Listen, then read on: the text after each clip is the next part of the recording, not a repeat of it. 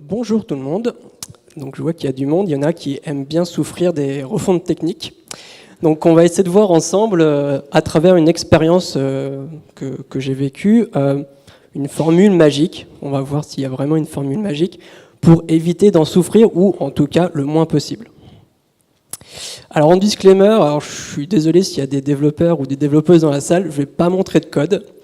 Et je vais parler essentiellement d'une refonte qu'on a faite en back-end, mais on va voir que les différents principes que je vais évoquer au cours de la présentation sont applicables également dans les front-end, à plus ou moins l'implémentation près, parce qu'effectivement elle diffère. Mais si vous voulez discuter de tout ce qui est code, etc., on pourra en discuter après la séance, il n'y a aucun souci là-dessus. Déjà, commençons par brisons la glace. Qui est actuellement dans un projet de refonte à main levée. Ok, c'est des projets phares en général. Autre question, qui va débuter une refonte mais qui ne sait pas par où commencer? Ok. Et dernière question, qui ne souhaite pas devoir faire une refonte, donc sous-entendu dans le futur, compliquée? Super, a priori vous êtes au bon endroit. Alors, rapidement, j'ai vu à peu près qui était dans la salle, je vais parler vite fait de moi. Donc moi je suis freelance, je suis un développeur et coach autour du craft et je fais également de la formation. J'ai à peu près 10 ans d'expérience dans le monde de l'informatique. J'ai débuté dans la gestion de projet, j'ai à peu près 5 ans. Et après, j'ai revu une autre façon de faire le développement et j'ai passé 4 ans en tant que consultant senior chez Auto Technologies, peut-être que vous connaissez. Et depuis janvier 2022, je suis freelance, donc à mon compte, mais j'essaye toujours de promouvoir les pratiques craft, agiles, etc., là où je passe. Et le petit fun fact, moi je suis expatrié en République tchèque et oui, il fait plus froid qu'ici. C'est pas difficile. Alors, commençons par crever l'abcès, il n'y a pas de silver bullet. Donc moi je vais vous parler d'une expérience que j'ai vécue avec des principes qu'on a mis en place et qui ont fonctionné pour nous, mais il n'y a pas de programme, de plan spécifique pour un truc qui marche tout le temps. Ça n'existe pas, c'est contextuel, etc., etc. Alors, parlons de contexte. Quelle est la situation initiale de mon projet avant le lancement de la refonte? Donc la situation initiale, moi j'étais sur une application B2B, c'était une application de gestion de planning. Voilà, il n'y a pas besoin d'en dire beaucoup plus. Globalement, je suis là depuis, entre guillemets, le début du projet. On va voir que d'un niveau de temporalité, c'est pour ça que je dis début du projet, on va compter en plusieurs années. Mais là, le projet a été lancé le 19 avril 2018 et je suis arrivé mi-mai 2018, soit 36 jours après le début du projet. Donc c'est comme un peu ma maison au moment où on va lancer la refonte. À ce moment-là, il y a 2 équipes. Il y a une équipe front et back, parce que c'était au début, on voyait ça comme 2 produits, donc 2 équipes, tout simplement. Et le projet, il est en production. Il n'y a pas d'anomalie majeure et il rapporte de l'argent à l'entreprise. Donc je ne connais pas les parts de pourcentage du CA de l'entreprise, mais ce n'était pas négligeable. Alors, à un moment donné, donc 2 ans après, il y a plusieurs éléments déclencheurs. On va voir. Le premier élément, c'est que on se rend compte que ce n'est pas finalement 2 produits, mais c'est qu'un seul produit, donc on décide de réunifier les 2 équipes. Fine, ça marche très bien, voilà, c'est qu'un produit, donc autant faire une équipe. En plus, c'est un moment où il y a des réductions budgétaires, donc ça réduit aussi cette volumétrie. Et ensuite, ça c'est l'élément déclencheur le plus embêtant, si je puis dire, c'est que le métier nous demande une fonctionnalité qui, avec le code actuel, après une analyse rapide, est difficile à implémenter. Je pense que beaucoup de monde dans la salle a déjà vécu ça. Difficile à implémenter parce que le code actuel ne le permet pas.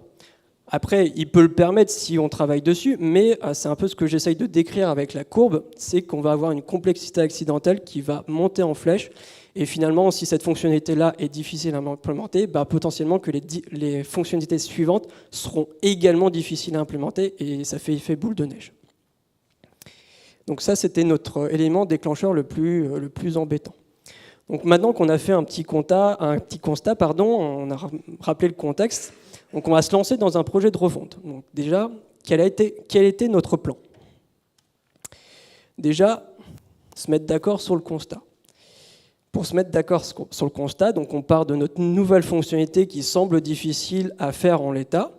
On regarde un peu plus le code pour vérifier que c'est bien ça qu'on dit, on ne dit pas une bêtise, on ne s'avance pas trop vite. Et avec toute l'équipe, donc PO inclus, c'est très important, on va discuter, est-ce qu'on a bien compris la fonctionnalité, est-ce que c'est vraiment difficile à mettre en place, etc. etc. Et le verdict tombe, il faut tout refaire. Et là, on pleure.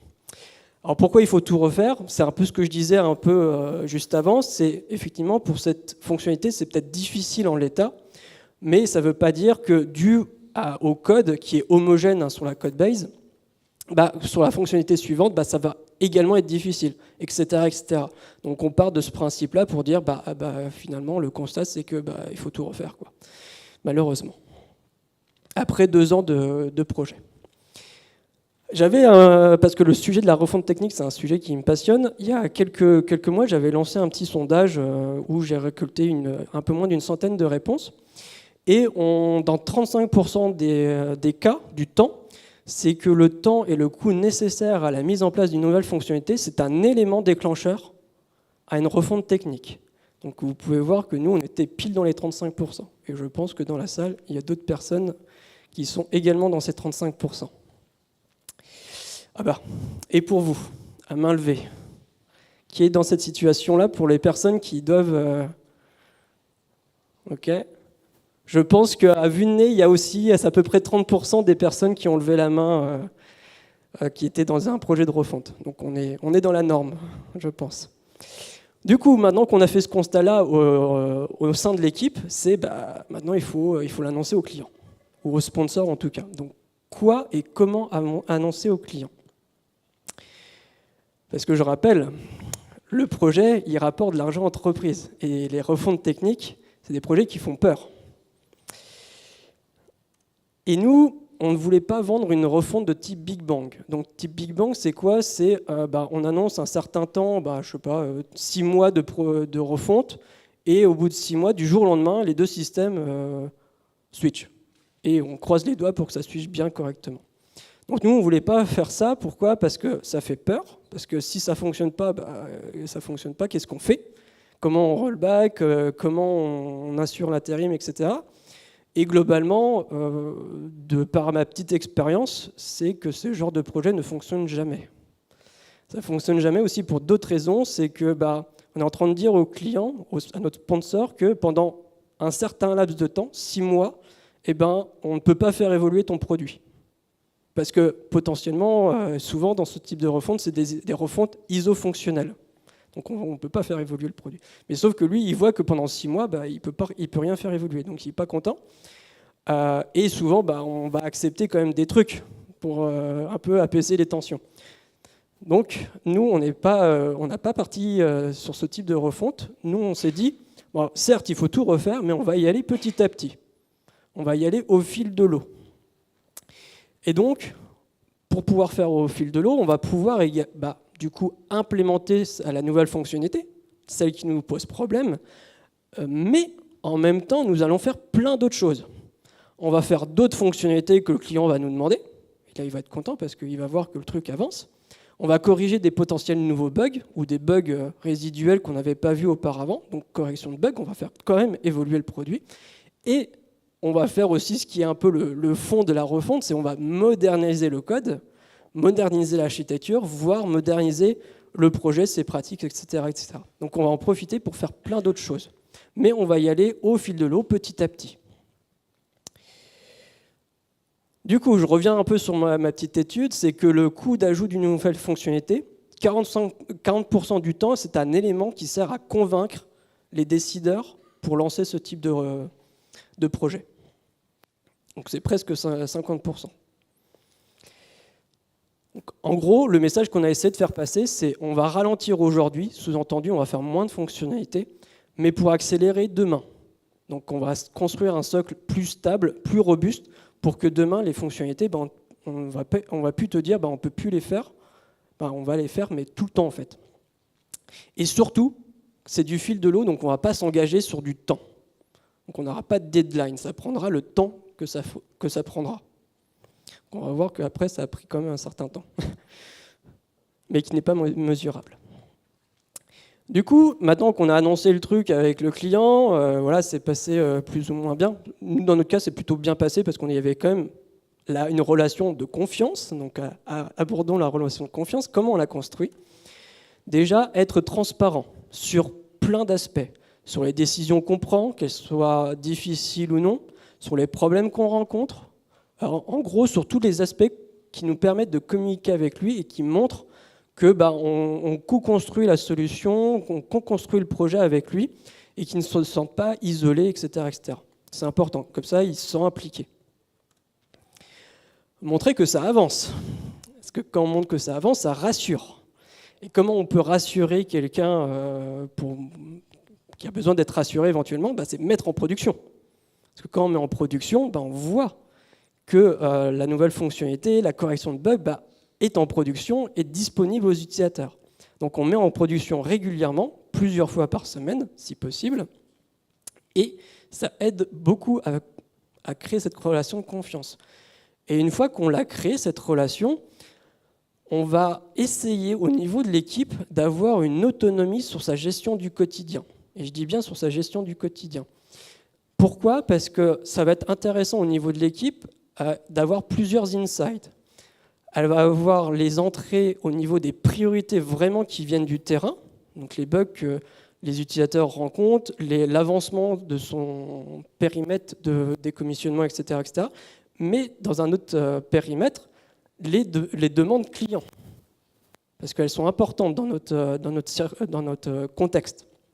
Et donc, en mixant tout ça, l'équipe va faire ses propres priorités quotidiennes. Avec je rappelle, avec les grandes orientations clients, mais également avec les trucs un peu, entre guillemets, terre à terre, du quotidien vu par les utilisateurs. Bon, maintenant qu'on a fait le constat, on a discuté avec le client, on va peut-être se lancer dans le truc. Donc c'est parti. On va peut-être commencer par une citation d'Albert Einstein, que je pense que vous connaissez, qui nous dit qu'on ne peut pas résoudre des problèmes avec la même façon de penser qui a été utilisé pour les faire. C'est plutôt, je pense que c'est plutôt sage. Donc, rapporté à notre projet, c'est quoi ? C'est on va essayer de ne pas repartir avec la même équipe, ou si on repart avec la même équipe, c'est qu'on va essayer d'ajouter un élément différenciant à ce qui était fait avant. Donc, soit des nouvelles méthodologies, soit des nouvelles pratiques. Si on change un peu l'équipe, on va essayer de trouver quelqu'un qui va nous apporter des nouvelles choses, etc., etc. Pourquoi ? Parce que si on repart avec la même équipe, on va avoir trop la confiance et on va aller juste plus vite dans le mur, en fait. Parce qu'on va vouloir prendre des raccourcis, pensant savoir le métier, et puis en fait, on va aller plus vite dans le mur, tout simplement. Ajouter un élément différenciant. Toujours de ma petite étude, 33% du temps, l'expérience et la stabilité de l'équipe sont indispensables pour réussir ce type de projet. Donc ça dit quoi ? C'est qu'il nous faut une équipe stable, donc en gros qu'il n'y ait pas de turnover, qu'il n'y ait pas des personnes qui changent tous les 4 matins, et des personnes d'expérience. Donc d'expérience, ça peut être des personnes d'expérience, des seniors qui savent, qui ont 10 ans de bouteille ou autre, mais surtout des personnes qui ont de l'expérience dans ce type de projet. Parce que c'est des projets qui sont assez complexes et difficiles à mener. Parlons de l'équipe qu'on avait. Donc nous, on avait une équipe, on avait un PO, un QA, et au niveau de l'équipe tech, on était entre 4 et 6 devs. Globalement, il y avait un tech lead, qui était moi en l'occurrence, un senior qui était avec nous, 2 confirmés et 2 juniors. Globalement, ça tournait, mais globalement, la constitution était comme ça. Et autour, il y avait le client et ses équipes.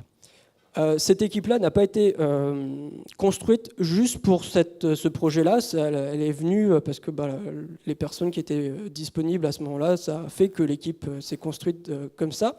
Et au fil du temps, on peut remarquer que c'est une composition d'équipe qui peut être multi-projet. Elle fonctionne plutôt bien. Ensuite, état des lieux de la stack technique. Donc on va faire peau neuve. Nous, on part d'une stack, donc un back, qui était en API.js à l'époque, peut-être qu'il y a des personnes qui s'en souviennent. C'est en JavaScript, le code est testé, il y a un début de clean architecture. Le code, néanmoins, est quand même entremêlé, difficile à lire et à refactorer. Et encore, je rappelle que l'API existante fonctionne en l'état et rapporte de l'argent. C'est important, l'argent. Nous, qu'est-ce qu'on va faire ? On va faire peau neuve. On va partir sur de l'Express.js. À l'époque, Nest n'existait pas, donc il n'y avait pas forcément cette possibilité-là. Et surtout, c'était au moment où le contributeur principal de API.js a dit j'arrête de contribuer. Donc nous, on a vu un peu un voyant rouge à ce niveau-là. Donc on est parti sur Express, qui était la librairie un peu tendance à l'époque. On part sur du TypeScript. Et là, on va partir sur de nouvelles méthodologies, de nouvelles pratiques au niveau du code. On va amener du Domain-Driven Design, DDD. On va faire du monoïde modulaire. On va garder le code testé, parce que ça, on aime bien. On va le faire en français. Or, pas tout en français. On va faire surtout le métier, on va le coder en français. Pourquoi ça ? C'est parce que notre métier, nos interlocuteurs sont français, l'équipe est française. On se dit, on est une équipe francophone, autant coder en français, ça évitera des ambiguïtés. Et bien mal nous en a pris, on a bien évité beaucoup d'ambiguïtés. Genre, on a appris que RH, c'est pas ressources humaines, mais c'est relevé d'heures. Super. On garde la clean archi, on la pousse un peu plus loin, et on va introduire de l'archi événementiel et du CQRS. Pas sur tout, mais sur certains endroits stratégiques, on va mettre du CQRS notamment. Donc c'est vraiment deux choses différentes. Au niveau de la partie Ops, Infra et des dépendances extérieures, on avait, donc au niveau des Ops et utilisés, je ne vais pas m'étendre dessus, mais globalement on était sur AWS, désolé, on était sur du Kubernetes, on avait de la chart Helm, on avait de l'Argo CD, au niveau du monitoring et tout ça, c'était du Prometheus, Grafana, Loki. Et sur notre broker de messages, on a utilisé RabbitMQ. Voilà, c'est pas différenciant, mais c'est juste pour vous donner une big picture un peu de l'ensemble. Et au niveau des dépendances extérieures, on utilisait Auth0 pour notre gestionnaire d'identité. On avait une relation avec une API business du client. Et autour, il y avait une équipe mobile et un autre gestionnaire de planning qui interagissait avec notre API. Voilà, donc il y avait quand même du beau monde autour. Maintenant, quelle a été notre stratégie ? On va la diviser en trois parties. Donc le Strangler Fig Pattern, on va voir ce que c'est. Les pratiques qu'on a mis en place au fur et à mesure et qui se sont, on va dire, pas imposées d'elles-mêmes, mais qui se sont venues naturellement.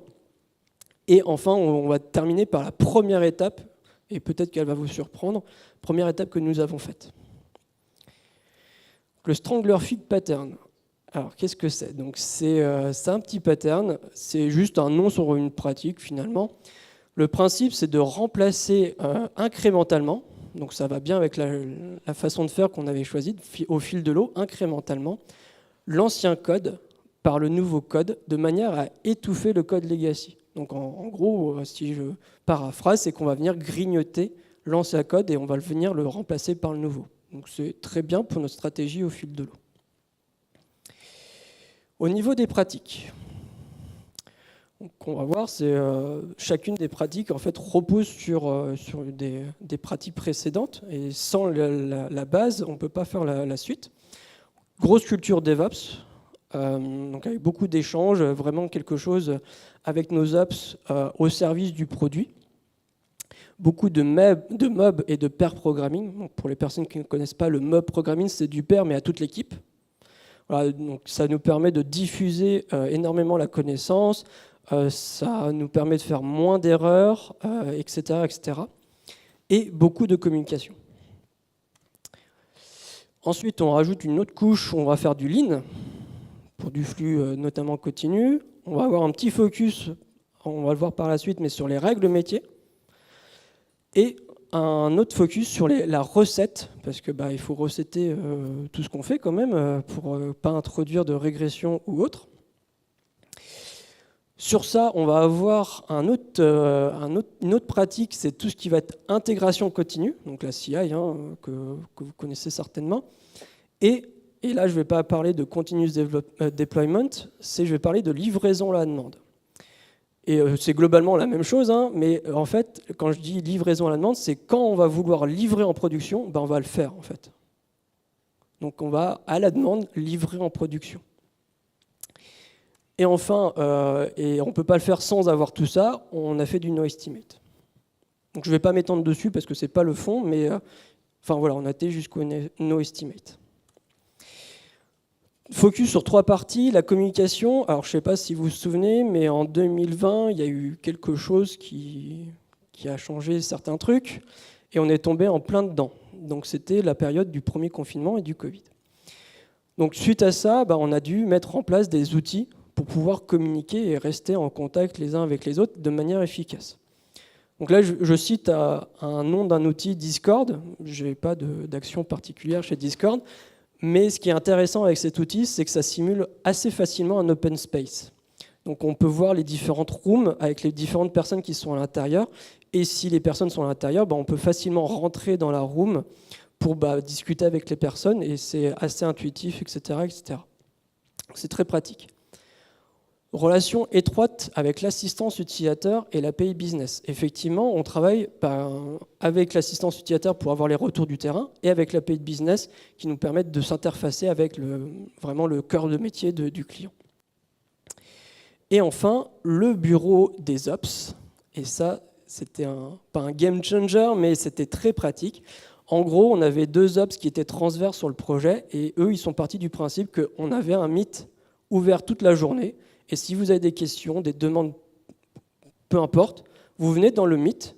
Si on est dispo, on y va, on fait le truc ensemble, on pose une question et on avance ensemble. Et ça, la disponibilité, la communication, ça se facilite énormément.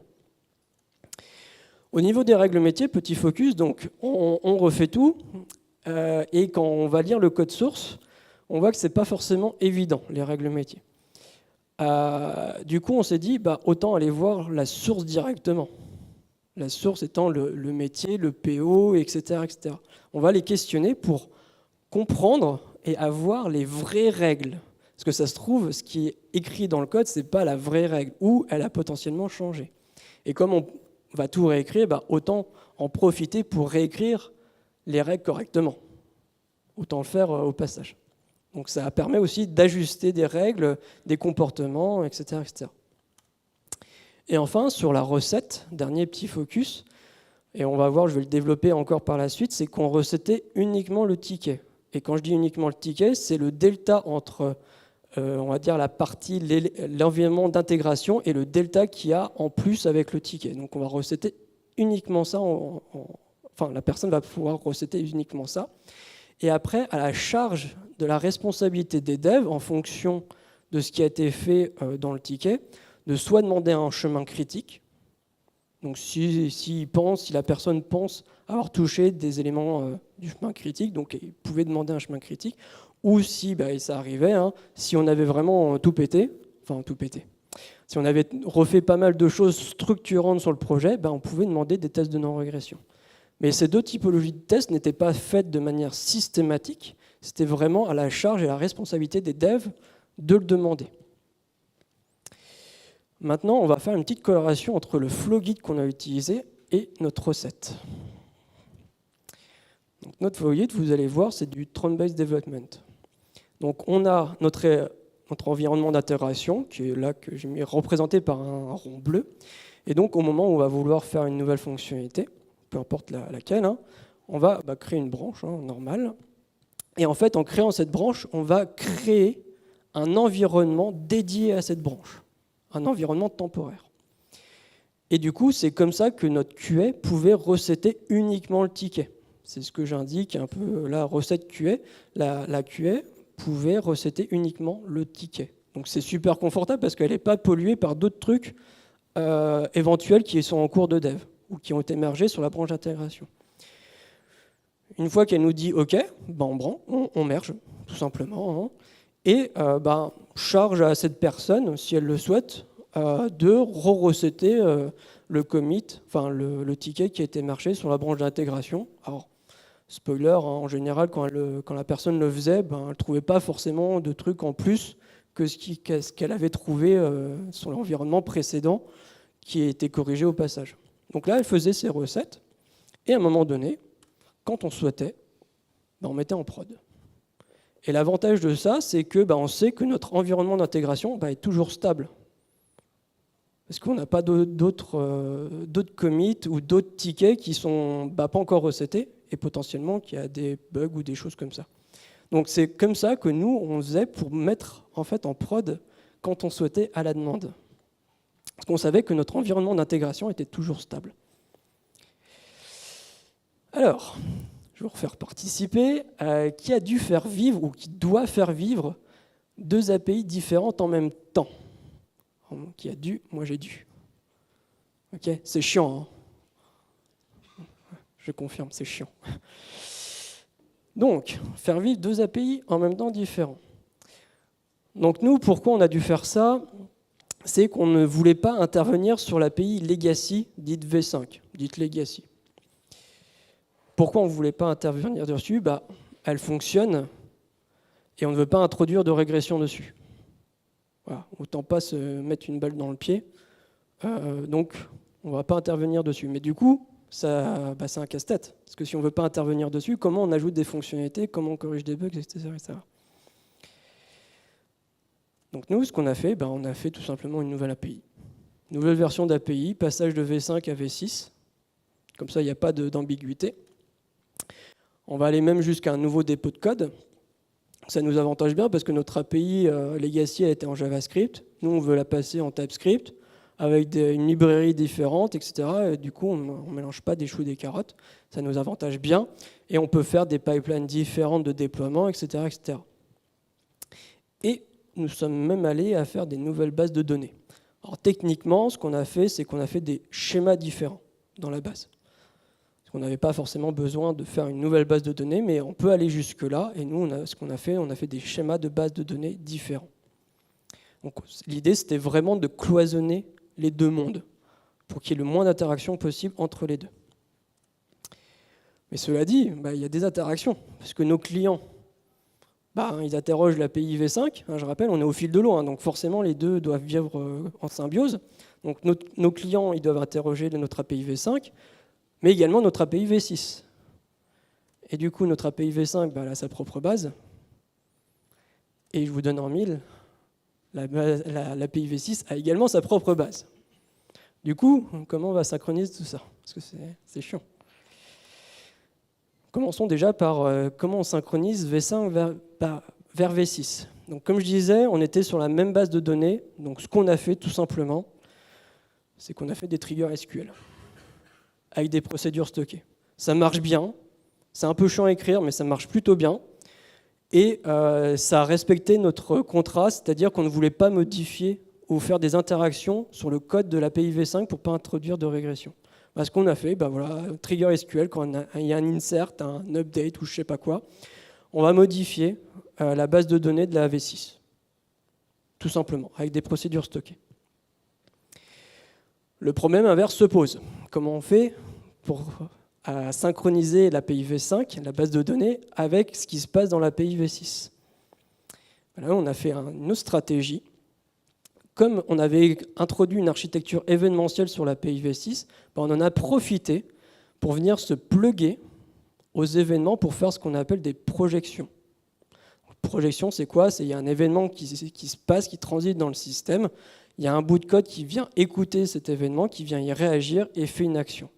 Donc là, typiquement, notre action, c'était, s'il te plaît, mets-moi à jour la base de données V5 avec l'événement qui s'est passé. Dans les 2 cas, ce n'est pas difficile à tester de manière au niveau de la recette. Par contre, c'est beaucoup plus facile de tester du code, du TypeScript, que des requêtes SQL. C'est quand même beaucoup plus... on est beaucoup plus à l'aise dessus. Et surtout, c'est un peu vrai pour les deux, mais surtout pour la partie événementielle, c'est une ligne de code quand on veut l'enlever. On ajoute une ligne de code pour l'ajouter et on enlève la ligne de code quand on veut enlever ce comportement-là sans interagir avec le reste du comportement que l'on souhaite. Petite chose à noter, quand on fait du refactoring, donc là on parle de refactoring de projet, mais le refactoring de code c'est la même chose. Hein, prenez enlever projet, mettez code, c'est exactement la même phrase. Ça signifie que le projet sera plus crade, mais vraiment ça peut être beaucoup plus crade pendant la période de refactoring que quand le projet quand il était avant et qu'il ne le sera après. Il faut en avoir conscience, parce que c'est vrai. Et pourquoi c'est plus crade ? On va introduire plein de workarounds, de solutions de contournement. Là, on en a vu deux, j'en ai cité deux, hein, que ce soit les triggers ou les projections. C'est des solutions de contournement pour faire vivre le projet de refonte pendant sa durée de vie. Donc, mais quand avant, ça n'existait pas, forcément, on n'avait pas ce besoin. Et après, ça n'existera plus non plus, vu qu'il n'y aura plus de V5. Donc on ne va pas garder des choses qui sont inutiles. Donc il faut avoir conscience que il y aura un code plus crade pendant. Et ça marche, comme je disais, ça marche également pour le code. Et enfin, sur la partie stratégie, on va parler de la première étape que nous avons faite. Ce qu'on a fait Hello World jusqu'à la prod. Alors Hello World, sur l'API, techniquement c'est un /ready. Si ça avait été un site, on aurait fait un site avec une première page marquée Hello World. Pourquoi ça ? Pourquoi on a fait ça ? Rappel, on doit livrer, en plus de la refonte, des nouvelles fonctionnalités, des corrections de bugs, etc. etc. Donc ce n'est pas au moment où on va vouloir livrer une nouvelle fonctionnalité qui potentiellement est critique, qu'on a fait et qui marche bien, et on n'a pas testé notre CI/CD, et puis là on arrive, ça ne marche pas. C'est dommage parce qu'on est dans le rush pour livrer cette nouvelle fonctionnalité, mais ça ne marche pas parce qu'on a oublié des trucs. Donc autant faire avec quelque chose de simple, éprouver notre pipeline jusqu'à la prod, notre environnement de prod, avec quelque chose de simple. Donc en l'occurrence, un /ready, c'est quand même, on peut difficilement faire plus simple. Et au moins, on lève plusieurs bugs, plusieurs loups, et on corrige des trucs. Et après, modulo quelques trucs, la CI/CD évolue plus trop après. Petit chiffre là-dessus, c'est qu'on a initialisé notre repo guide donc le 1er juillet 2020 et on a fait notre première map 3 jours après, le 3 juillet 2020. Voilà, avec juste un /ready. Et on savait à ce moment-là, à partir du 3 juillet 2020, que notre pipeline, que ce soit de la CI et la CD, fonctionnait en fait. Et moyennant des ajouts qu'on pouvait faire à la marge, notamment au niveau des tests, des trucs comme ça, globalement, elle fonctionnait, quoi. Et donc, on pouvait aller en production quand on le souhaitait. Ensuite, on fait un projet de refonte. Il faut le suivre, c'est mieux. Enfin, vous allez voir que c'est mieux. Donc, comment on a suivi ça ? On va suivre l'état du décommissionnement. Donc, en se basant... Alors, sur l'API, c'est assez simple parce nous, on s'est basé sur les points d'entrée de l'API, donc les verbes, les routes, enfin, prenez les points d'entrée que vous voulez. GraphQL, ça peut être les queries, les mutations, ça marche pareil. Et ainsi que les solutions de contournement qu'on a éventuellement prises. Donc, par exemple, les triggers SQL. Et par rapport à ça, nous, on a introduit 6 étapes possibles. C'est pas encore fait. Voilà, c'est dans la to-do list, quoi, en gros. C'est en cours. C'est fait, mais pas en production. Donc en gros, ça va arriver en production incessamment sous peu. C'est fait, mais pas utilisé en production, donc utilisé par personne. Donc ça, voilà, on a anticipé des choses. C'est utilisé en production, super, ça fonctionne. Et enfin, c'est complètement décommissionné. Donc par rapport à ces états, ça nous permet de faire un truc très simple. Voilà, un bon vieux fichier Excel avec nos points d'entrée. Là, par exemple, j'ai mis endpoint 1, 2, 3, avec les différents verbes d'action, get, post, delete, etc., etc. Et l'état du décommissionnement en cours, P, je ne sais plus ce que c'était, voilà, pas encore utilisé en prod, et Y, c'était en prod utilisé. Et donc ça nous permet très facilement après d'avoir un petit camembert pour voir où on en est dans notre décommissionnement et le piloter. Hop. Et pour terminer sur la partie là, donc toujours une remarque dans les questions ouvertes que j'avais demandé sur ma petite étude, et ça met un peu en valeur que ce type de projet est à la fois complexe et structurant et peuvent être primordial pour les entreprises, parce que la personne m'a dit que le projet de refonte a lamentablement échoué et que ça a probablement conduit à la fermeture de l'entreprise. Quand j'ai lu ça, ah oui, quand même, ça peut aller très très loin. Donc c'est des projets à ne pas négliger et à prendre vraiment en compte. Conclusion à tout ça. On va commencer par quelques chiffres. Donc globalement, ce que je vous raconte, c'est du 1er juillet 2020 jusqu'au 31 décembre 2022. C'est la date où je suis parti de la mission. Donc globalement, c'est 640 jours ouvrés. Voilà, ravi de le savoir. Mais dans ces 640 jours ouvrés, au niveau d'un point de vue fonctionnel, il y avait 1250 établissements clients au projet. Donc ce n'est pas négligeable. Il y avait 15 000 commandes saisies mensuellement. Et il y avait 10 000 utilisateurs uniques quotidiens sur les applications mobiles. Donc on n'est pas non plus Facebook ou autre, mais il y avait quand même du beau monde dessus, et qu'on devait faire attention à ce qu'on faisait, parce qu'il y avait quand même c'était utilisé, quoi. Dans ce laps de temps, d'un point de vue technique, ça représentait quoi? Il y avait environ une cinquantaine d'endpoints à décommissionner. Sur les 640 jours, on a fait 161 mises en production. Donc ça équivaut à 1,2 par semaine. Donc, voilà, presque 1,5 par semaine. Donc livraison à la demande, hein. Et en moyenne, quand il y avait une demande, la demande prenait environ 5 jours pour être mise en production. Environ. Voilà, donc au moment où on nous demandait, on s'était mis en prod 5 jours après, quoi. Pourquoi? Parce que, je ne sais pas si vous vous rappelez, ce que je disais, c'est que l'équipe avait cette flexibilité de prioriser son quotidien. Donc nous, dès qu'on avait une demande qu'on jugeait urgente, et pertinente surtout, on se disait, ouais, on va la faire tout de suite. On va la faire tout de suite, on a les billes et tout ça pour pouvoir la faire tout de suite. Et en plus, comme le client va voir que c'est mis en prod rapidement, il ne va pas nous embêter. Parce qu'il voit que 5 jours après, c'est en prod. Faisons-le. Création de la confiance. Donc globalement, ce qui s'est bien passé, les aspects bénéfiques du projet, du REX. Alors, je ne sais pas si c'est un aspect bénéfique, mais en tout cas, moi, j'aime bien, c'est que nous n'avons jamais estimé le projet, no estimate. On n'a pas eu de bugs ou peu de bugs, en tout cas pas de bugs majeurs. C'est surtout ça que je veux dire, c'est qu'il n'y a pas eu de catastrophe, il y a toujours eu des petits ajustements de temps en temps, mais en tout cas pas de bugs majeurs. On a toujours fait du petit à petit, on n'a jamais anticipé les éventuels problèmes ou anticiper des designs de code parce qu'on avait du vécu. On a toujours été petit à petit avec les problèmes qu'on rencontrait. On a eu un gros aide sur l'outillage et le monitoring. Ça, il ne faut vraiment pas le négliger. Tout ce qui est logging et tout ça, et même la stack, l'infrastructure qui nous permettait de déployer des review apps pour faciliter le travail de notre QS, ça a grandement joué aussi. Alors, aux dernières nouvelles, le code qui a été refait est toujours utilisé encore aujourd'hui, donc presque 3 ans après. Donc moi, en tout cas, c'est peut-être localisé, mais en tout cas, ça me permet de dire que les méthodes, les pratiques qu'on a mis en place, a priori, aident toujours le projet aujourd'hui. Et il n'y a plus d'API legacy, ça c'est le truc bien aussi.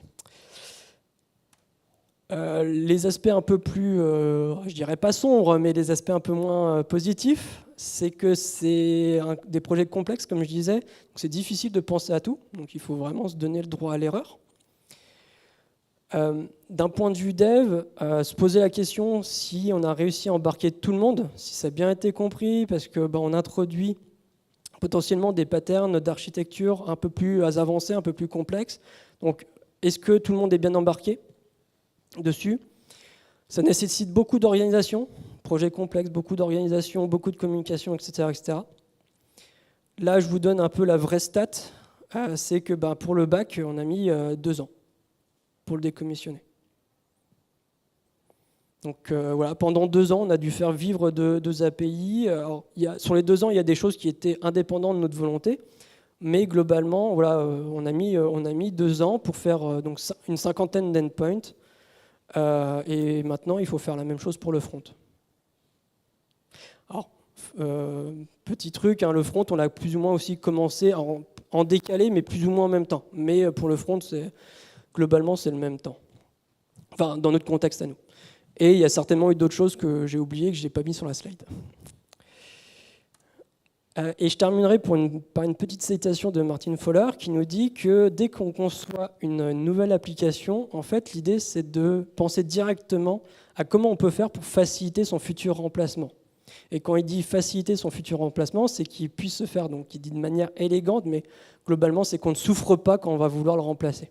Donc, pas souffrir, c'est pouvoir juste remplacer des petits bouts ou remplacer des petits bouts tout simplement.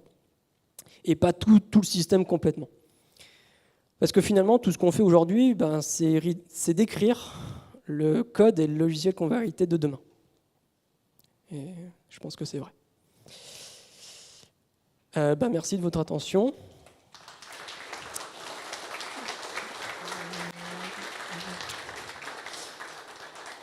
Et donc on va passer à la partie questions-réponses. Là j'ai mis donc les différents liens pour si vous voulez me contacter ou autre.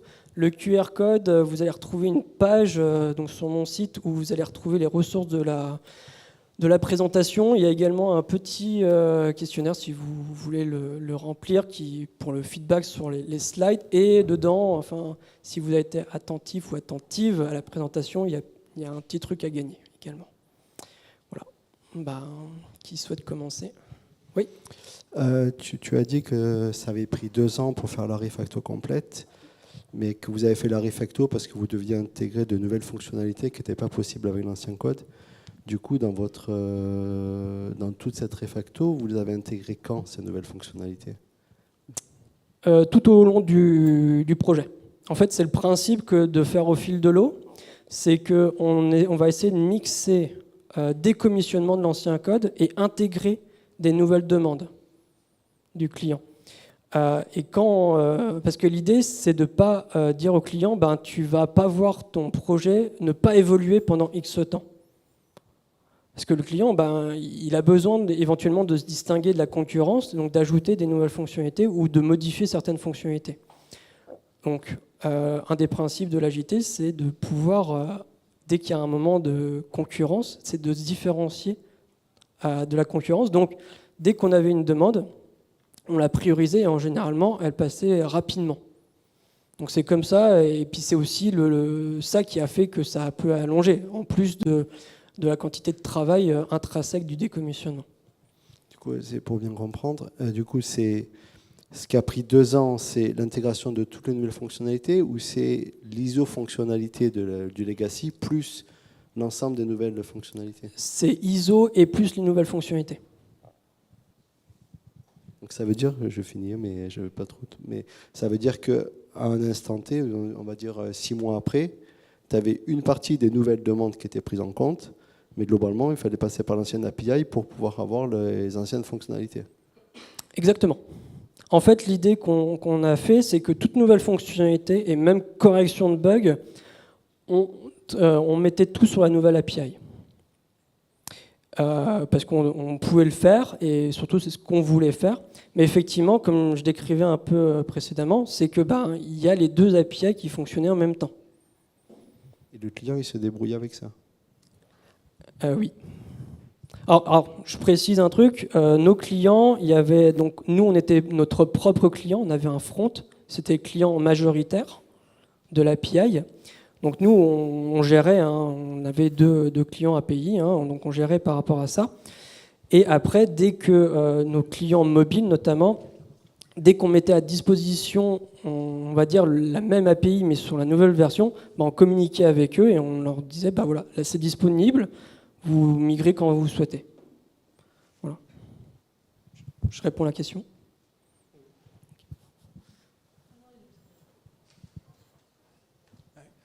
Bonjour, merci pour ta présentation. Alors, donc, le projet, il avait à peu près 2 ans au moment où il a fallu démarrer la refonte qui a duré presque aussi longtemps. Et donc, tu as fait une présentation un petit peu générale sans rentrer dans les détails du projet. Donc, merci, comme ça on peut s'identifier. Mais du coup, sans rentrer trop dans les détails, où est-ce que c'est situé en gros le point bloquant qui a fait que la nouvelle fonctionnalité ne pouvait pas être intégrée? Et comment vous avez fait dans la refonte pour vous assurer de ne pas avoir le même problème après et que là, on ne vous demande pas une fonctionnalité qui soit impossible à implémenter? Yes, alors on ne peut jamais savoir si la nouvelle fonctionnalité qu'on va nous demander est impossible ou pas avec le nouveau code, mais en tout cas, les principes de design de code, etc., qu'on a mis en place, donc notamment avec le domain-driven design, la clean architecture, enfin plein de choses comme ça, font que accepter une nouvelle fonctionnalité plus ou moins difficile, ça facilite. Je ne dis pas que ça rend facile tout le temps, mais ça facilite en tout cas la nouvelle intégration.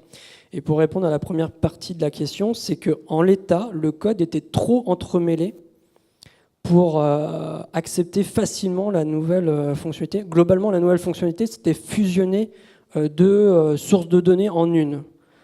Globalement, c'était ça. Et il y avait des règles métiers un peu partout. Et dans le code de l'ancien code, les règles métiers étaient vraiment éparpillées dans toute la code base, plus ou moins. Et donc, on ne savait pas où donner de la tête. Et en l'état, comme je disais, c'était assez dur de faire la fusion des données. Donc nous, ce qu'on a fait, c'est quand on a appris de nos erreurs, on va dire, et quand on a refactoré ça pour proposer la nouvelle fonctionnalité sur la nouvelle API, c'est qu'on a pris en compte mieux structurer les réponses pour pouvoir les fusionner de manière plus facile. Voilà un peu comment on a fait. Merci.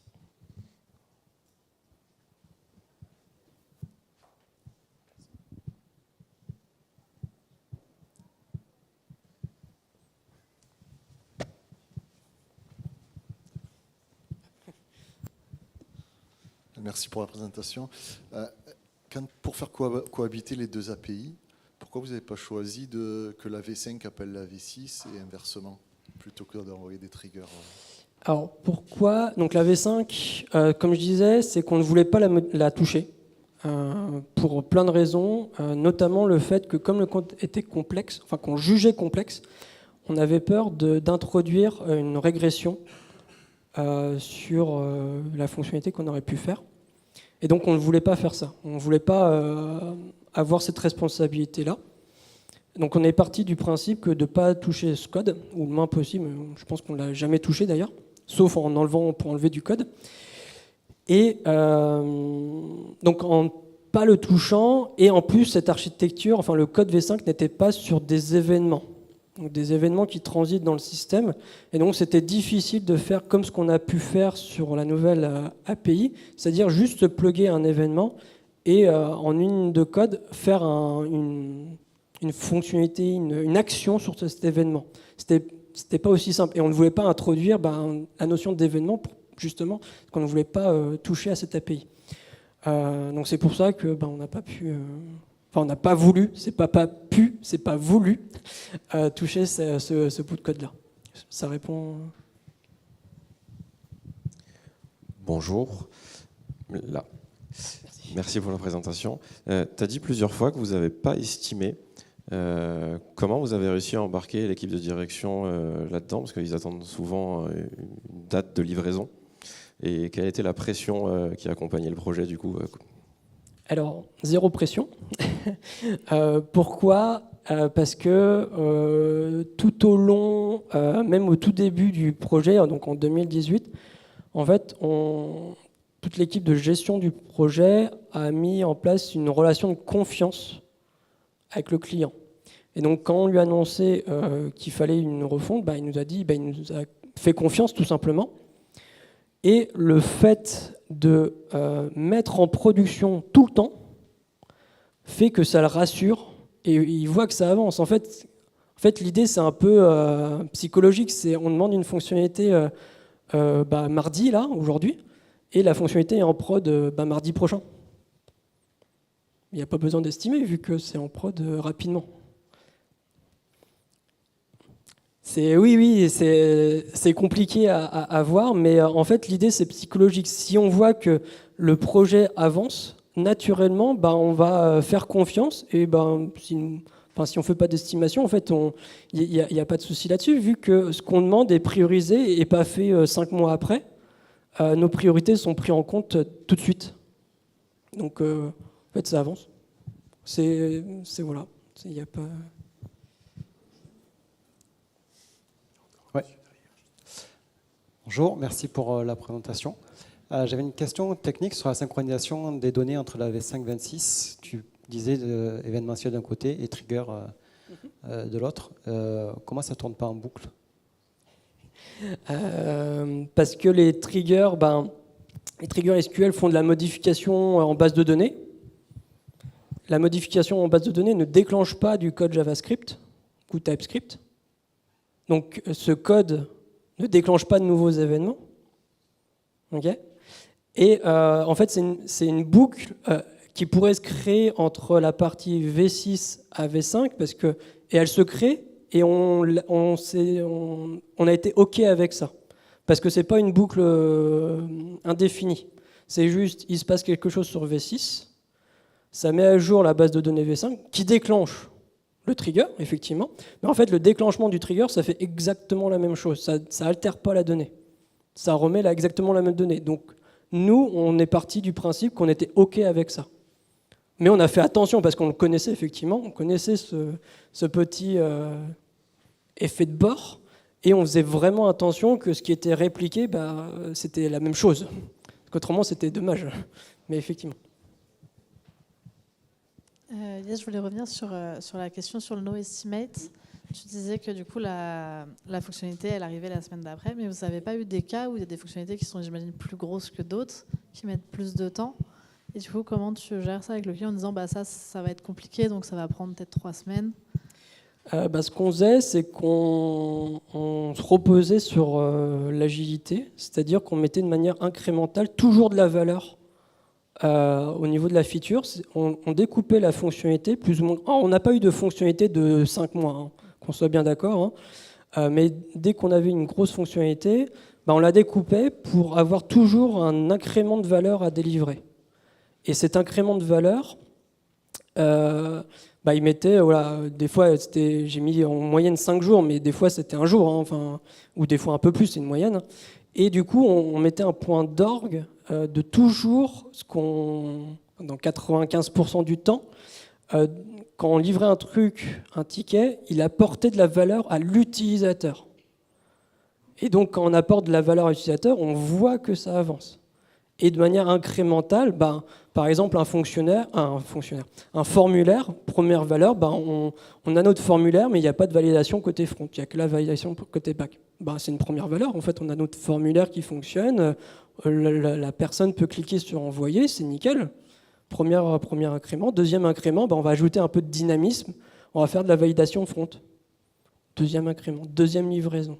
Et du coup, là, le formulaire, c'est un cas qui s'y prête bien, mais on peut imaginer sur plein d'autres choses.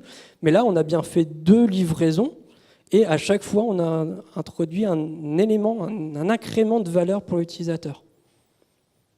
Et il faut être un peu smart après sur le découpage, mais en général, c'est assez possible. Juste revenir sur la synchro des données.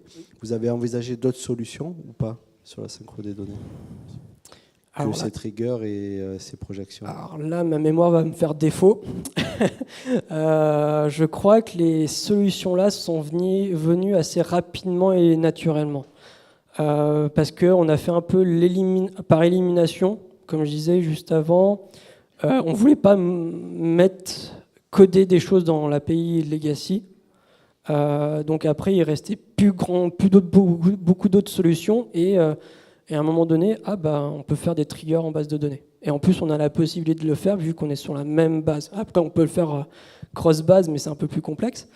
Donc par élimination, cette solution est venue comme ça. Et la solution par les projections, ça s'est venu naturellement. Pourquoi? Parce que dès qu'on a des événements, on a des architectures type CQRS où la projection, c'est un élément de l'architecture. Donc, là, le choix était en fait naturel. Vous n'avez pas eu des problèmes de perf entre la V5 et la V6? Pas à ma connaissance. Parce que ça ajoute pas mal de latence, du coup, d'avoir un trigger qui va venir mettre à jour une autre base de données. Après, on n'était pas sur... enfin, comme je disais, je mettais un peu de chiffres à la fin. Après, on n'était pas Facebook ou autre. Mais pas à ma connaissance, on n'a pas eu de problème de perf. On a pu avoir des problèmes de lock qu'on a résolus, mais qui ont été détectés en environnement d'intégration notamment. Mais pas de perf ou à la marge. Bonjour. Désolé, je reviens à nouveau sur le no estimate. Oui. On a pas mal discuté là, voilà, la relation de confiance avec le client pour les deliveries et tout, c'est très bien. Mais le côté financier dans tout ça, comment vous avez estimé ce que va coûter cette refonte-là? On n'a pas eu ce côté-là. Donc non. En fait, chez le client, on était en régie, pas au forfait. Donc le client payait une équipe de développeurs. Et par rapport à ce qu'on lui exposait, voilà. Donc cette partie-là, je sais qu'il y a des astuces pour la traiter, mais en tout cas, nous, on n'a pas eu à la traiter, ou en tout cas, de mon spectre, je n'ai pas eu à la traiter. Ok, merci. 1, 2. Ouais. Est-ce que tu partages mon analyse? J'ai l'impression que plus qu'une refonte technique, ça a été aussi une refonte de nouvelles pratiques. Tu as parlé de DDD, de fast build, de pair programming, mob, tout ça. Et finalement, ce qui fait monter le coût d'ajout de nouvelles features, c'est la dette technique quelque part. Donc, est-ce que suite à cette refonte, c'est pas plutôt une refonte des pratiques qui a eu lieu et qui permettrait d'être plus agile? On peut le voir également comme ça, effectivement. Après, les pratiques étaient, notamment tout ce qui est pair, mob, tester le code, était déjà en place, c'était déjà dans la culture. Là, ce qui a aussi permis, c'est vraiment l'apport de pratiques, outils dans le code plus avancés, je pense, type domain-driven design, qui n'était pas employé avant, type archi-événementiel, type CQRS à des bons endroits stratégiques. Je pense que c'est notamment ça qui a permis d'aider. Et après, nous, on était, pendant 2 ans, on était 80% du temps en mob. Et donc ça aide aussi pas mal à partager la connaissance, faire le bon truc au bon moment, parce que y a plus dans plusieurs cerveaux que dans un. Donc on s'auto-challengeait, a priori quand on codait un truc, on était tous d'accord, donc il n'y avait pas de phase de code review, forcément. Donc ça a accéléré aussi la chose. Et ça m'a aussi conforté qu'en appliquant ces pratiques-là, en tout cas dans mon expérience, ça aide énormément aussi sur ce genre de trucs. Mais pour revenir à la question, je pense que ce qui a facilité, c'est notamment aller vers des trucs comme le DDD, des archis, je dirais, j'aime pas trop le mot, mais plus avancés, type événementiel CQRS. Je pense que ça a permis de créer des cases dans le code qui n'existaient pas, et du coup, en créant ces cases, ça permet de ranger et harmoniser le code de manière différente et mieux structurée.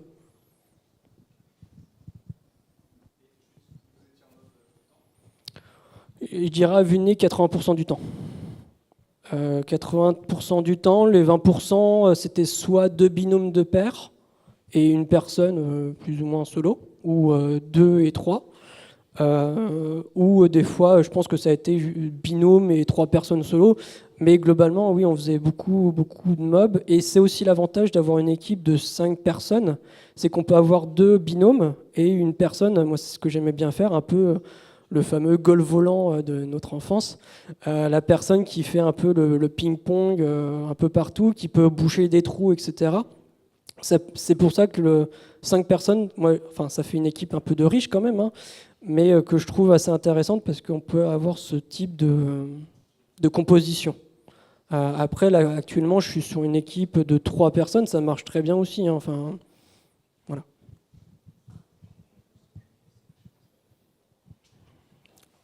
Ah, il faut manger apparemment. Ça marche.